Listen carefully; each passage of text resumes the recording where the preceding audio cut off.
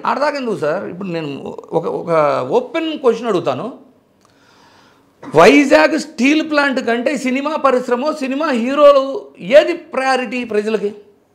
Vizag steel plant ఎక్కువ మందికి ఉపాధిస్తుందా, లేదు సినీ పరిశ్రమ ఎక్కువ మందికి ఉపాధిస్తుందా? ఈ రోజున వైజాగ్ స్టీల్ ప్లాంటు ప్రైవేటీకరణ అయిపోతుంది. ఎంతమంది అమరుల యొక్క త్యాగంతో తెచ్చుకోగలిగారు అది? మరి ఈ ప్రజలకు ఏమైంది? రాజకీయ నాయకులు, సినిమా నటులు వీళ్ళందరూ అంటే స్వార్థపరులు అనుకుందాం. ప్రజలకు ఏమైపోయింది విచక్షణ? ఈ రోజున ఏమైపోయింది? ఒక సినిమా నటుడిని ఆరాధిస్తున్నారు తప్పితే మీ జీవితాలు బాగో లేదో మీ జీవితాలని నాశనం చేసే ఇన్సిడెంట్స్ లైక్ సంఘటనలు. ఇప్పుడు ప్రైవేటీకరణ అనేది ఎంతమంది ఉద్యోగాలతో ముడిపడి ఉంది? కొన్ని వేల మంది ఫ్యామిలీస్ కూడా ఇండైరెక్ట్గా కూడా కదా. కానీ దాని గురించి ఎవడో మాట్లాడతలేదు కదా.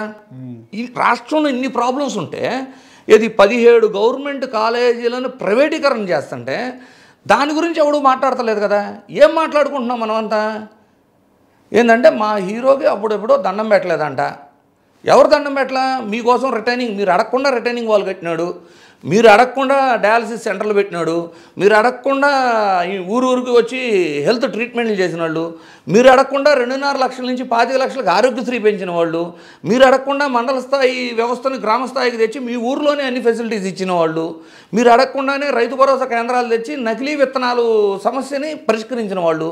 ఇలాంటి అంటే మీ ఇంట్లో మీ కుటుంబము మీరు బాగుపడటానికి చేసిన వ్యక్తి కంటే వినోదం కోసం మనం సినిమా వెళ్ళి చూసేదానికి మనం అభిమానించే స్థాయి, మన ఆలోచన విధానం మారిపోయి విచక్షణ కోల్పోయిన ప్రజలు మారాలి అంట నేను.